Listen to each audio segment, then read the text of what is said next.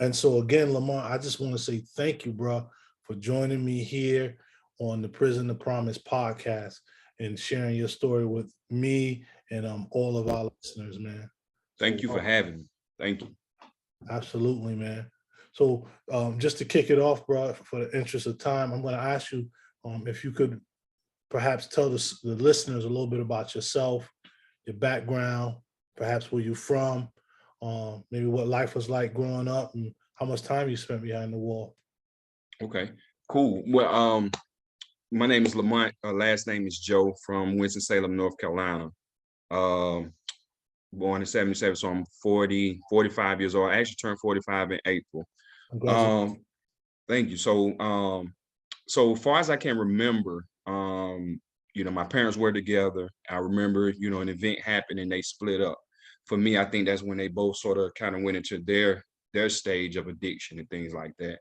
Because as I got older, I started to see things a little differently. So of course, I started seeing things in my environment. Of course, I was staying with mom. So now mom is a single parent and I had a little brother.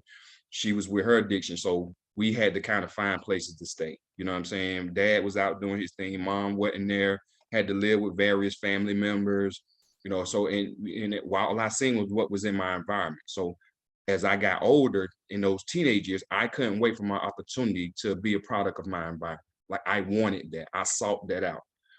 So when it was my time, as they say, I jumped off the porch and I took off running. I became a drug dealer. I started hanging in the streets at about 14, 15 years old.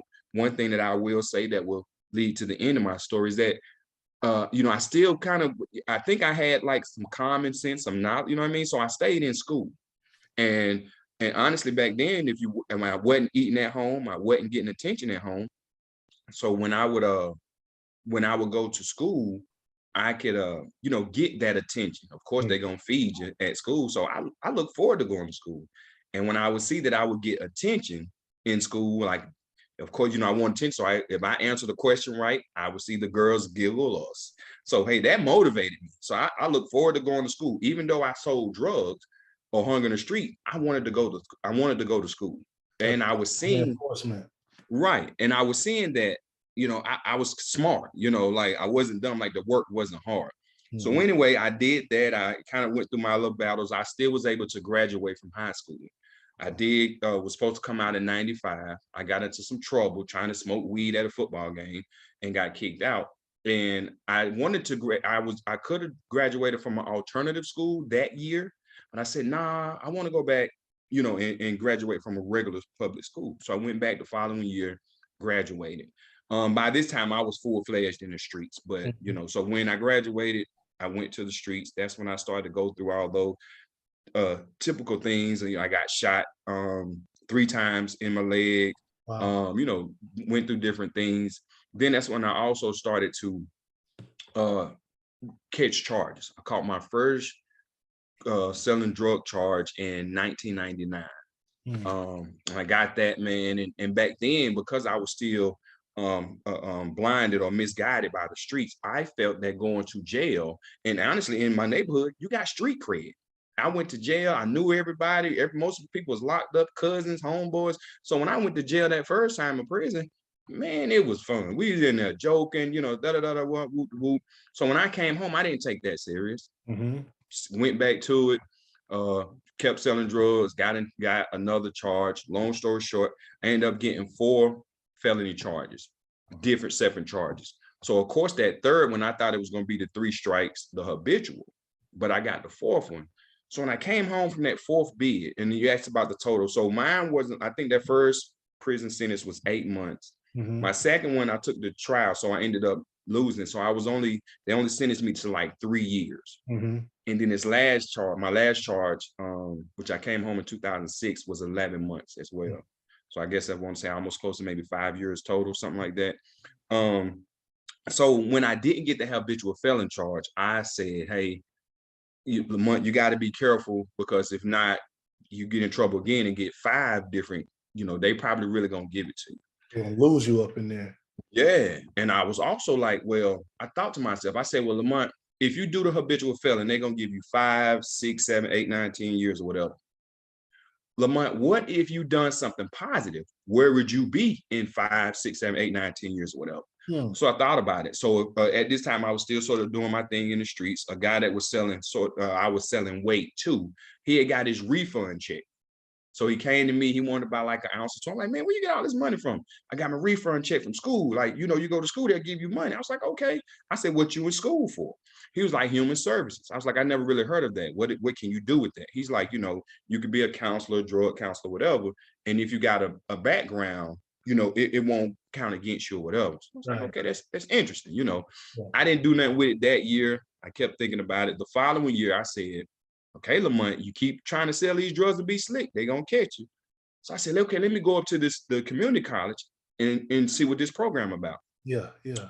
Dr. Craig, man, I was so lost. Me and this friend joke about it. I went into the community college. All I seen was a line. I didn't know where to go. I went and stayed in that line the whole time, got to the counter, and I said, well, hey, I'm here to sign up for school. It was like, sir, this is the financial aid office. You need to go down to admissions. Right. I'm like, what? I done stayed up here all this long, but I had no idea. You Right. know, Right.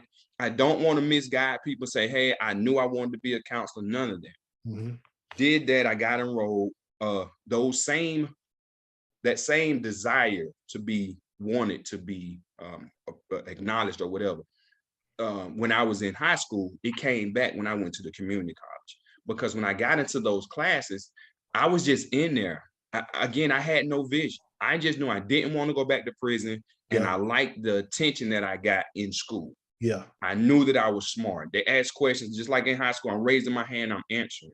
Mm-hmm. The human service program, some of the prerequisites classes or the core classes or whatever are tied to the nursing program, Mm-hmm. the sociologies, your biologies, psychologies, and all that. Yeah. So in my classes, hey, this is just part of my story. There were young Black females, the Yeah. nurses. Yeah. I wanted to go to school to show out for them. Yeah. In my early years of school, it was not because, hey, man, I want to go be this counselor and save the world. It was, man, I'm ready to go to school tomorrow, because at this time I was still selling drugs. I had a drug dealer type car, and I Mm-hmm. had a green candy apple green old school car with rims on it. Yeah. Came to school, you know, nice. So they were giving me attention. Yeah. That's what kept me going in the beginning. Yeah. But the more I stuck and stayed, stuff started setting in, and I started to see that, hey, I could possibly do something with this. Yeah. Started talking to different instructors. They gave me different little pieces of advice. I went on to graduate with my associates. They had a transfer program that I could transfer to a university and get my bachelor's Yeah. in human services. Yeah. It was the same thing. It was a satellite campus, you know. But then I started, it was more like, okay, I'm going for the attention, but now I'm going because I think there's something with this. Yeah. Within that time, I found out what I needed to be to become a substance abuse counselor. Yeah. I enrolled with the practice board, you know, got my hours, took the exam. I became a substance abuse counselor in 2015. Yes, sir. That following year, I eventually graduated with my bachelor's degree in 2016. I took a little time off. I was intimidated by the master's program. You know, I was just like, hey, I think I'm good. I don't really want a master's. Uh-huh. So an old schoolmate of mine from my bachelor's kind of came back and was like, hey, Lamont, you ready for your master's? She kind of joking about it, whatever. And so I was like, yeah, cool. Let's look into it. She found a program, North Carolina Central, that had an online clinical mental health program with the substance abuse track tied to it. So I said, hey, let's enroll. We enrolled in it. And it's funny because she's kind of in her feelings because she didn't follow through. We both enrolled. She got me started. We both enrolled. She said the first semester for her was a little too much, so she had to drop out, but I kept going. You were running for your life, it seemed like. Right. You were for your life. She might have had different motivation. You're absolutely right. Yeah. I definitely know our lifestyle was, you know, different. So again, I kept going. Kind of to backtrack a little bit. Once I started becoming a substance abuse counselor, you know, I got this job where I'm currently working. I moved up within their system to where now I am the supervisor of all the substance abuse counselors at this particular agency. The executive director, she believed in me. She let me do my schoolwork there. I could go to work and literally do my schoolwork at work. So she encouraged me, you know, she helped me. She actually wanted to come to my graduation. But anyway, done that, man, went through what I needed to go through with the schooling there, graduated was it last week? Well, May 7th, whenever that was. I graduated May 7th with the master's degree. That's in just a good day. Right, yeah, yep. Thank you, man. I appreciate that, That's man. And everything came full circle, man. I really feel like, the God of my understanding had this path kind of laid out for me. Mhm. I'll talk about some of my homeboys who we started out in the drug game with. Some of them still do their thing to this day. One of the guys, I taught him how to do it. He's never caught a charge. Me, as I said, I got caught 4 separate times. I always tell, I feel like the God of my understanding was trying to get my attention. Yeah. He kept setting me down, but I try to jump back out there. And it was like, Dr. Craig, when I said I was going to do something different, Dr. Craig, I started working at Wendy's. I put that on my page. I put it on my Facebook page. I said, when I went to prison, I look forward to getting up in the morning, going out and working for 70 cents and a pack out. Yeah. I should look forward to that. Yeah. So you telling me I can't come out here and work at a fast food restaurant? Come on, right? You see what I'm saying? Right. When I came out of the dope game, I said, I couldn't just go and get me a good paying job. Right. So I started at Wendy's. I kind of had played with Wendy's a little bit because I had child support stuff. So I needed, sometimes I would need, so I'll go get me a little. So when I came out of the game, I was already in Wendy's system. So they hired me immediately. And that was kind of then I went from Wendy's to working in a group home, level 3 group home with teenage boys. Yeah. Dr. Craig, I had to choose my population. I felt like that wasn't a good fit for me at the time. Because I was still kind of fresh out the streets. Yeah. These teenage boys, they a little rough around the edges. And I didn't want to jeopardize where I'm at now. Because back then, like wisdom. Sir? That sounds like wisdom you were. Yes, sir. Yes, sir. Yes, sir. Because I felt like at that time, man, they might have done the wrong thing or said the wrong thing. You know what I'm saying? One thing led to another. And I wouldn't be here now being able to share this story with you. Right. So I said, prison. Exactly. I said, let me go to and find something else. That's when I came to the job that I'm at now. So yeah, Dr. Craig, man, that's everything in a nutshell. Yeah. My story of, again, like I said, I feel like the God of my understanding had this planned out for me. Wow, your story is inspirational, man, and it's powerful. And in telling your story, you pretty much hit all of my talking points, questions I was going to ask you. Oh, really? Okay. Yeah, but I tell you, no, it ain't no apologies needed, brother. I appreciate it. I appreciate just how you told it. And even right now, as I'm talking to you and while you were telling your story, I'm fighting back tears. Not tears of joy, but just there are tears of joy, it's not sadness, I understand. Like, this is such a great story, man. Thank you.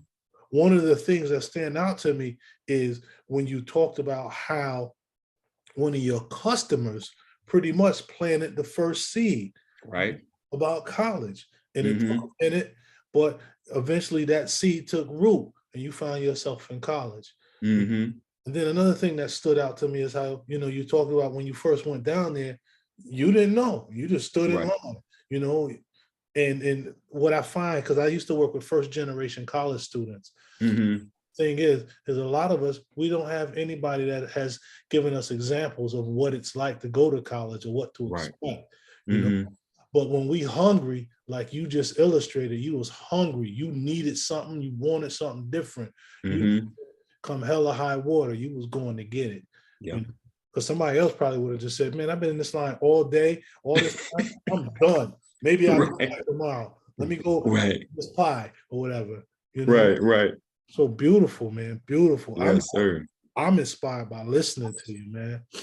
But tell me this, man, like, who were like some of your main supports? Like once you finally said, look, man, I'm out of this, because I'm sure some of your homies was like, come on, Lamont, you've been doing this, you true to the game, whatever. But who are the people on the other side saying, yeah, I'm glad you out here, let me help you however you need help? Who are those people? All right. So when I first started, I would say that customer guy, because he was somebody that when I was selling drugs, like I have a daughter with his cousin.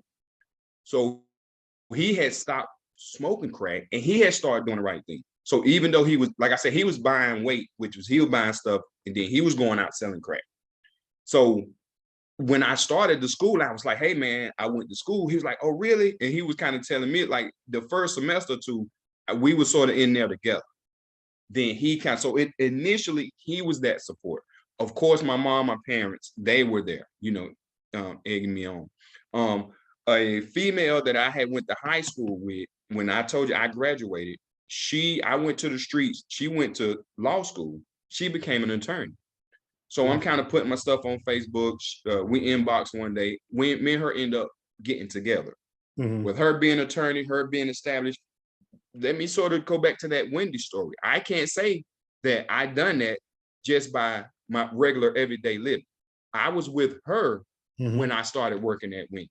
Yeah. So that gave me a little cushion. She said, just do the right thing. Just go to work. You know what I'm saying? She even knew that at the time I was sort of coming out of the dope game, but I wasn't out of it yet. Yeah. So she was just like, hey, just stop selling drugs. If you work at Wendy's, do what you can. And matter of fact, I think all I had to pay was the cable bill. That's all she wanted me to do, because, I liked it. I wanted the football packages and all that. So she was like, since you want all that, you just pay the cable bill and everything else. So she was one of my supporters too. Matter of fact, I ended up going to the same college that she went to. And she was sort of there to, I don't think she did it directly, but just indirectly, me seeing what she had, me seeing, hey man, that hunger. Hey man, if you keep this up, this can be something that you can do. You know what I'm saying? I was living in her environment, but I'm like, hey Lamont, this is what you can do if you keep at it. Right. So she was one of my supporters. Of course, some of the instructors. Yeah, absolutely. One of the my associate degree instructor, she offers me to do Zoom calls and come to the class and stuff. But she was one of those, Dr. Craig, I was struggling. Even though I was going for the attention. And Dr. Craig, I'm gonna be honest with you, I didn't think that it would really pan out. I was like, well, hey, I hear what you were saying, but I'm hey, I'm early in the associates. Yeah. You know what I mean? I'm like, so you're telling me really before I even can maybe even scratch the surface of where I think I want to be, I got to get a master's and I got to get a bachelor's before that. So I was like, it seems impossible. Yeah. And I'm like, man, I might go through all this and nothing happen, or like, that's so far away, coming from the streets. I want it quick, fast. You telling me I got about 8, 9 more years before I can even. So when I would go and talk to her, she would encourage me. She was just like, hey, one time when I said that, she said, Lamont, I can't promise you anything. She said, the only thing I can promise you, Lamont, that even though you have felonies, the more education you have and the more experience you have in the field, the more you'll be hireable, you'll probably be in better position to get certain jobs.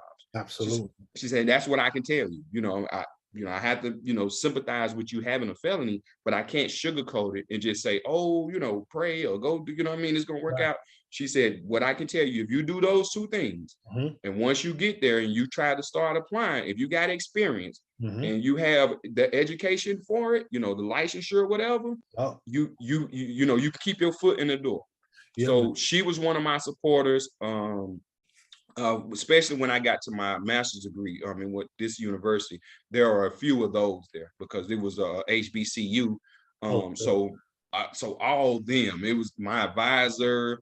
There was one of the professors. He was he was real into the substance abuse heavy, been in it for 30 years. So a few of them, and now, man, one of my homeboys, he was watching from afar. A few of my friends, especially in my city where I'm from, a lot of people were watching from afar. So they were supporting, but they wasn't really there. Yeah. But now it's like, hey, man, I've been seeing you, man, and I believed in you, and they were doing little things throughout the years, but I didn't know that they were actually like there to support, especially now that I'm sort of doing stuff on the post masters. Yeah. Like they're really still supporting now. So there were a few people along the way. Yeah, that's dope, man. And again, and when we started, you talked about how my story sounds like yours, and I'm thinking to Yes. myself, your story sounds like mine. It's Really? similar, yeah. Especially Uh-huh. about the professors. That was one of the Mhm. things I had too. The professors were telling me, look, just because you have a felony conviction, that's really going to be a calling card for the profession of Yeah. substance abuse counseling, mental health counseling. Mhm. Plus you get these degrees and these credentials and all of that. It's going to make you that much more hireable. you know Right. and then not to mention, I oftentimes talk to people who've been in prison. I just finished teaching a course in one of the North Carolina women's prisons, and one of the things I always say to folks about education is that the more education you have, the less are your chances of going back to prison. Right. When I ask them, how many people in prison got GED? How many Mhm. people got an associate's? How many got a master's? How many got a doctorate? And the higher Mhm. you go up in these rankings, the less Yeah. you can say you see them people in there, Right. because Yep. they preoccupied, man. They Mhm. want to do this BS. Right. One of the other things that really stood out to me also, the correlation, should I say, between your story and mine, is the professors, man, and how Mhm. professors were mentors, guides, supports. And I still have a Mhm. professor now, man. Great friends with him. He's living over in Turkey right now. He's Mm. retired. This brother even performed the marriage ceremony for me and my wife. Wow. Yeah, he's an imam, so he did the Mhm. ceremony, but just very parallel, man. So I don't want to keep talking my story, because this is your story. I'm with it, man. But I'm excited to talk to you, because it's almost like I'm looking at myself, listening to myself. Right. But tell me this, man, like, what is your future outlook for yourself as you've finished your master's? You're the supervisor over many substance abuse counselors. I'm sure you're still coming into contact with people who are justice impacted, people who are probably mandated by courts or parole or probation. Where do you see yourself, say, in the next 5 years? Good question. As I was saying, with where I'm at now, I'm gonna stay there. Because I'll become a licensed, because I have my master, I can become a licensed substance abuse counselor, which kind of puts me in a different tier. So I know I'm gonna stay there, and like Yeah. I still want to be licensed in mental health. So, but I have to find somewhere where I can get the hours or get supervision and pay for the hours or whatever and pass that. So for right now, I'm gonna just focus on the substance abuse for probably about another 2 years. Mm. I'm telling myself, and I'm probably tell my boss, because she's like, I'm kind of next in line. I'm not saying it that way, but I do not want to run this agency. That is not really a focus, a goal of mine. Yeah. If she comes to me and say, "Hey, Lamont, I've been working there for about 10 years." If you come and say, "Hey, Lamont, you've been working here for 10 years, you got your master, whatever, and maybe that." Now I got to say, she showed me the pay, and the pay is right. You know what I'm saying? I may say, "Hey, I will stay here." So, like you're saying, in 5 years, I may be running that or whatever. Yeah. But I'm not looking for that. I'm not gonna go to her, and you know what I'm saying, because I'll do it, but I don't know if that's what I really want to do. You know what What I'm you saying? looking for? What are you looking for? What am I? And right, and that's one of the things I was kind of get to. I think honestly, and I don't want to sound vague or I can't think of the word, but I think I really want to see what's out there for me with the LCMAC, the mental health part, Uh-huh.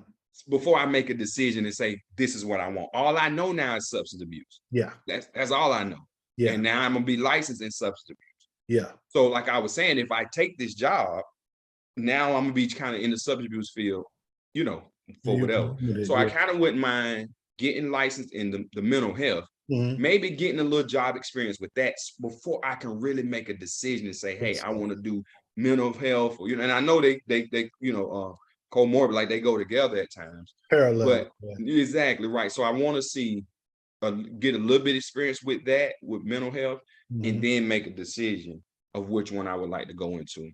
Dope. With you kind of having experience, there's different things that I can do, like on the side, then, look, private practice, different things. So I do know that as I do go on, those are goals of mine that I Yes. definitely wouldn't mind being a clinical supervisor. And Yeah. I definitely wouldn't mind having my own practice or something like that too. Yeah. Yeah. Well, good luck Mm-hmm. to you as you move forward, brother. And I always think to myself, if we have made it through prison, we've made it through the streets. then we are going to be able to make it wherever we go. Mhm.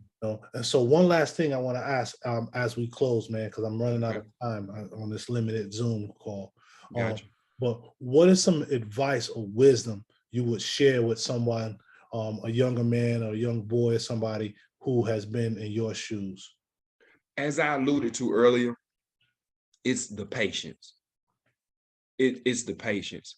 And again, I've learned that especially if the younger person or whoever it is have been through prison or jail, we had to practice that patience. Because Mm, when we got sentenced, we mm, couldn't rush that no matter what.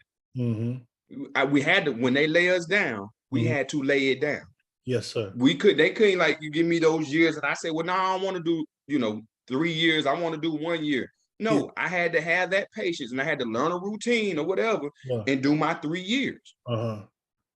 That's what I would give to somebody. That's what I have to have. Remember, I was saying when I went to my instructor, that patient thing was on me. Right. Instructor, I want to get to this end. I want to get to the end of this 3-year sentence right now. Yeah. She essentially said, you got to have the patience. Yeah. You know Yeah. what I mean? We may not see the forest from the trees or however that slogan go. We may want it fast. We may be used to it. Yeah. It's not going to go that way. Dig it. You know what I mean? And now, as you have seen and I have seen, once I practiced that patience and I stayed diligent, as you said, and I stayed hungry, Yeah. it paid off. Yeah. Yeah. If I would have let that impatience get to me Mm-hmm. 8, 9, 10 years ago, I wouldn't be here, right? Because like you said, I'd have been like, man, F this. Yeah. You Yeah. even say that the patience of standing in that line and going out to the other line. If I'd have been like, man, F this, I'm gonna come back tomorrow, man, but the patience, Yeah. Yeah. it will pay off. Me and you are testimonies that it'll pay off. Absolutely. And as you're saying that, I agree with you 100%. We are testimonies. And I'm also thinking about diligence, Mm-hmm. because in your story, you also illustrated diligence, Yes, sir. tenacity, the willingness to keep going against all odds, Right. not to turn around, Right. So, Right. Was it the perseverance? It's called, yeah. yeah. Because them obstacles, persevering, them obstacles came, man. Especially when I started doing the right thing and child support was chopping up my check and Yeah. stuff. And I'm looking at my check. I'm like, man, I used to make this in one sale. Yeah. Now I got a dang on wait 2 more weeks to get this paycheck again. But I Yeah. persevered, man. I stuck Yeah. with it, man. It Yeah. didn't go back. Yeah, and that's beautiful, man. That is beautiful, and that I think that speaks to that higher calling you were talking about. Mm-hmm. That God of your understanding, really not whispering in your ear, but yelling in your ear. And you finally listening. Right. So, how about this, man? What would you say to the family member or the parent of some person who is caught up in the street life, who's caught up in prison, and maybe they're coming back home? What would you share with them? You say with the parent, so the Yeah, person that's supporting them or the actual person that's in prison the person that's supporting them, so supporting them. their parent or their loved one. What would you share with them? I would say definitely get, lending that support. Also, I'm pretty sure you will understand this, Dr. Craig, is like kind of trying to look into the resources, Mm, not just saying, hey, you need to do this or whatever. Hey, I know this program. Hey, I know this guy. Hey, this, let's go here, or I'm gonna take you here. Like literally having resources mhm. for and not just verbally saying something. If Yes. I can literally or actually say, well, hey, as me and you have said, hey, this is what I did. I can take you to this community college. I can take you to, this outreach program or, what I'm saying, or whatever. So I would say that, having that that patience, that understanding. But if the parent or the person that's supporting them can actually have resources available, Yes. knowing about programs that's available Mhm. and being willing to get them there, but as me and it also still stems into that person's motivation. People ask me that a lot. I'll say, hey, is the person you're trying to help, do they want help? Are they motivated to help? I mean, to do what it is to get that help. Because If not, we that's can, what matters. yeah, we can have all the resources. We can sit here and talk to our face turn blue. If that person is not motivated to change, Mhm. then there's only so much the parent can do or the person supporting can do. Yeah, yeah, and that makes a Mm-hmm. whole lot of sense, man. And that's pretty Mm-hmm. consistent with what I've been thinking, and what I know, and it's pretty consistent with what other people I've been talking to as well. One last thing, and I know we're going to be short, is the self-care. I know you know about that too. Yeah, yeah, yeah. Making sure I take take time for me, and I would also give that to the person, making sure that they, don't overexert themselves trying to help the person too much and forget about themselves. Yeah. That's another thing that helped me, having to woo-saw, go work out, finding whatever type of self-care that works, because in that perseverance, in that diligence, there Yeah. comes a lot of stress and Yes, sir. so Yeah. I kind of have to say, okay, let me shut everything down and get away for a little bit, Yeah. and Yeah. then come back and keep pressing forward. And so that self-care thing is for not only for the support person, but that's also for the person who's trotting that road trying to turn themselves around. Yes, sir. Yes, sir. Yes, sir. So, Both of them. Yep. well, man, with that, I'm gonna call it a wrap. And I'm gonna Cool. say, yo, this has been a dope conversation. I agree. I really hope that folks listen to this conversation, glean from this conversation some of the wisdom, knowledge, and understanding you dropped, and share it with their family members, friends, or whoever else they might know who's trying to change their lives, from prison to promise, man. So, yo, thanks again, brother Lamont. And that's a wrap. Cool, man. Thank you for having me. This is my second time sharing my story, and I'm just glad. And I'm like you. I'm a promoted on my page and my platforms, man. And I do hope that it does touch somebody. And as they say, we just really need one, and for that one to help others and spread it. So I hope that one person can hear. I think, like you said, hearing your story was the same thing for me, man. So that inspired me. So as you said, man, I hope people hear this and they can help each other. Awesome, man. And so probably down the line, because I hope to stay in touch with you, especially since we're in the same state, though we're a little Right. bit apart, maybe about an hour and a half or so. Right. Maybe in the future I'll be calling you Dr. Joe. Yeah, cool. They thought about that, and I don't know if I told you, man, but I went to North Carolina Central.